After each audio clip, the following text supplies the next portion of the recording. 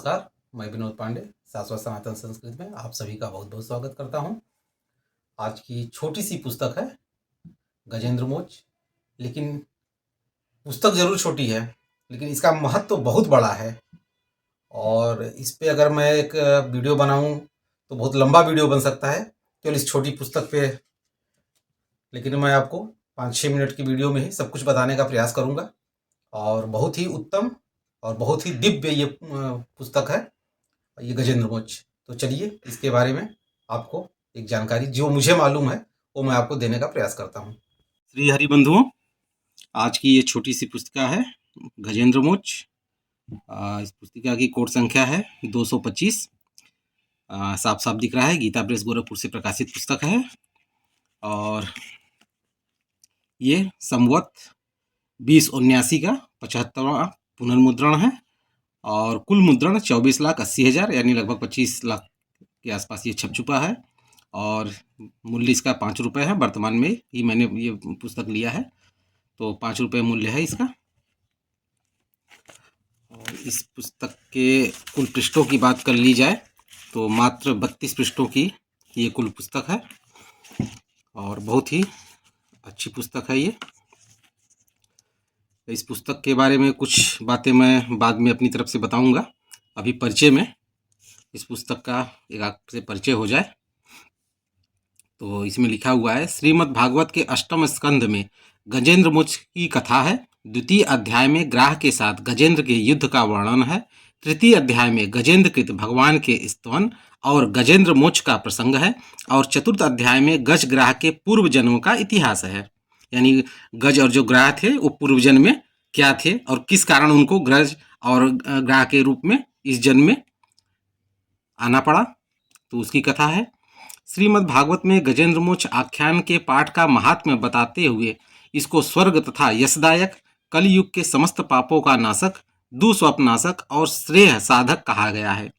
तृतीय अध्याय का स्तवन बहुत ही उपादेय है। इसकी भाषा और भाव सिद्धांत के प्रतिपादक और बहुत ही मनोहर है। भाव के साथ स्तुति करते करते मनुष्य तन्मय हो जाता है। महामना श्री मालवीय जी महाराज कहा करते थे कि गजेंद्र कृत इस स्तवन का अंतर्भाव से पाठ करने पर लौकिक परमार्थिक महान संकटों और विघ्नों से छुटकारा मिल जाता है और निष्काम भाव होने पर अज्ञान के बंधन से छूटकर पुरुष भगवान को प्राप्त हो जाता है। स्वयं भगवान का वचन है कि जो रात्रि के शेष में अर्थात ब्रह्म मुहूर्त के प्रारंभ में जागकर इस स्तोत्र के द्वारा मेरा स्तवन करते हैं, उन्हें मैं मृत्यु के समय निर्मल मति यानी अपनी स्मृति प्रदान करता हूँ और अंत्यमति सा गति के अनुसार उसे निश्चय ही भगवान की प्राप्ति हो जाती है तथा इस प्रकार वह सदा सदा के लिए जन्म मृत्यु के बंधन से छूट जाता है। आगे दिया है, संस्कृत न जानने वाले भाई बहनों के लिए इस स्तवन का सुंदर भावार्थ लिख दिया गया है। आशा है कि पाठक इससे लाभ उठाएंगे। तो इस प्रकार इस पुस्तक का एक परिचय हो जाता है और यहाँ से ये गजेंद्र मोक्ष श्री सुक उवाच से ये गजेंद्र मोक्ष शुरुआत हो जाता है। और जैसा कि यहाँ पे लिखा गया है कि ये शुद्ध संस्कृत में श्लोक है और नीचे उसका भावार्थ दे दिया गया है। तो जिनको संस्कृत में पढ़ने नहीं आता है तो ये हिंदी में पढ़कर भी वो श्रद्धा विश्वास के साथ उतना ही लाभ उठा सकते हैं। और जो संस्कृत में पढ़ सकते हैं तो संस्कृत में साथ पढ़ें, लेकिन एक बार जरूर वो हिंदी भावार्थ पढ़ लें। और ये कुल 33 श्लोक हैं इस गजेंद्र मोक्ष में। उसके बाद इसी गजेंद्र मोक्ष का हिंदी में पद्म में भावानुवाद दिया गया है, यानी पद्य में इसे दे दिया गया है। इसे आप पद्य में भी पढ़ सकते हैं, तो ये भी दे दिया गया है। तो बहुत छोटी सी पुस्तक है लेकिन महत्व तो बहुत ज़्यादा है इस पुस्तक का। जैसा कि मैंने कहा था, कुछ बातें मैं अपनी तरफ से बताना चाहूँगा आपको। नई बातें नहीं है, लगभग सबको मालूम है, लेकिन फिर भी जैसा कि यहाँ पे गजेंद्र और गज, तो थोड़ा सा कहानी में छोटे में इनकी कहानी आपको सुनाना चाहूँगा कि जो ये गजेंद्र थे, गजराज, ये गजों के राजा थे। और एक बार ये अपने बंधु बांधवों के साथ कहीं जा रहे थे। बीच में इनको प्यास लगी तो एक सरोवर दिखा और उस सरोवर में पानी पीने के लिए ये गज वहाँ पे चले गए। इन्होंने अपनी प्यास बुझाई, लेकिन वहाँ पे बहुत सुंदर सुंदर कमल खिले हुए थे, जिसे देख के इन्हें और सुंदर जल को देख के क्रीड़ा करने का मन हुआ और वो जल में उतर गए। और उसी में एक ग्राह रहता था बहुत बड़ा, तो उस ग्राह ने इनका गजेंद्र का पैर पकड़ लिया। गजेंद्र ने पैर छुड़ाने की बहुत कोशिश की, लेकिन छुड़ा नहीं पाए। बहुत चीख पुकार मचाई, इनके बंधु बांधव लोग भी आए, लेकिन वो लोग भी कुछ मदद न कर पाए। अंत में जब गजेंद्र को लगा कि अब मेरे किए कुछ न होगा, तो उन्होंने भगवान की स्तुति करना प्रारंभ कर दिया और श्री हरि इनकी स्तुति से प्रसन्न हुए। ग्राह की बंधन से गज को मुक्ति प्रदान किया और गज ने जो स्तुति की थी वही गजेंद्र मोक्ष के नाम से आज प्रसिद्ध है। तो ये गजेंद्र मोक्ष किसी भी प्रकार के बंधन से मुक्ति के लिए बहुत ही कारगर है। जैसा कि यहाँ पे लिखा भी गया है कि दो सपनाशक, यानी किसी को खराब सपने आते हैं, डरावने सपने आते हैं, तो सोने से पहले इसका एक बार पाठ करें। कुछ दिनों के भीतर ही आपको इससे लाभ प्राप्त होने लगेगा। साथ ही किसी तरह की भी बंधन हो उससे आपको छुटकारा मिल जाता है।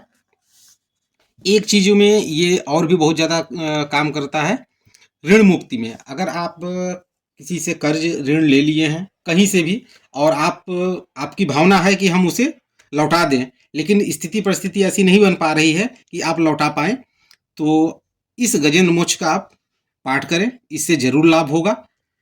अच्छा ये होगा कि आप अपने जो भी आपके पुरोहित जी हों या ब्राह्मण हों, जिनसे आप इसके बारे में बात करें और कब से शुरू करना है, तो अच्छा से आपको बता पाएंगे। लेकिन एक सामान्य नियम यह है कि शुक्ल के पक्ष के किसी भी महीने के शुक्ल पक्ष से आप इसे शुरू कर सकते हैं। शुक्ल पक्ष में भी अगर एकादशी का दिन हो, बृहस्पतिवार हो, तो ज़्यादा अच्छा है। और सबसे अच्छा तो होता है कि कार्तिक माह में इसका पाठ करना। लेकिन अभी अगर आप करना चाहें तो कार्तिक माह तो अभी बहुत दूर है, तो आप सबसे अच्छा ये होगा कि शुक्ल पक्ष के किसी भी एकादशी के दिन से आप ये शुरुआत करें और संकल्प लेके करें कि मैं इस चीज़ के लिए ये पाठ कर रहा हूँ। आप देखेंगे 21 पाठ होते होते आप जो भी बंधन से मुक्त के लिए चाह रहे हैं, तो उसमें आप लोगों को लाभ होने लगेगा, क्योंकि कर्ज भी एक बंधन है। इसी तरह के और भी बहुत से बंधन जिसमें आप फंसे हुए हैं और वहाँ से निकलना चाह रहे हैं, तो उसके लिए गजेंद्र मोक्ष बहुत ही कारगर स्रोत है। आप जरूर इसका पाठ करिए और जिन बंधुओं को इस स्रोत से जो भी लाभ हुआ हो, तो कमेंट बॉक्स में उसको कृपया कर लिख के बताएं, जिससे और लोग भी उससे प्रेरित हों और लाभ उठाएं।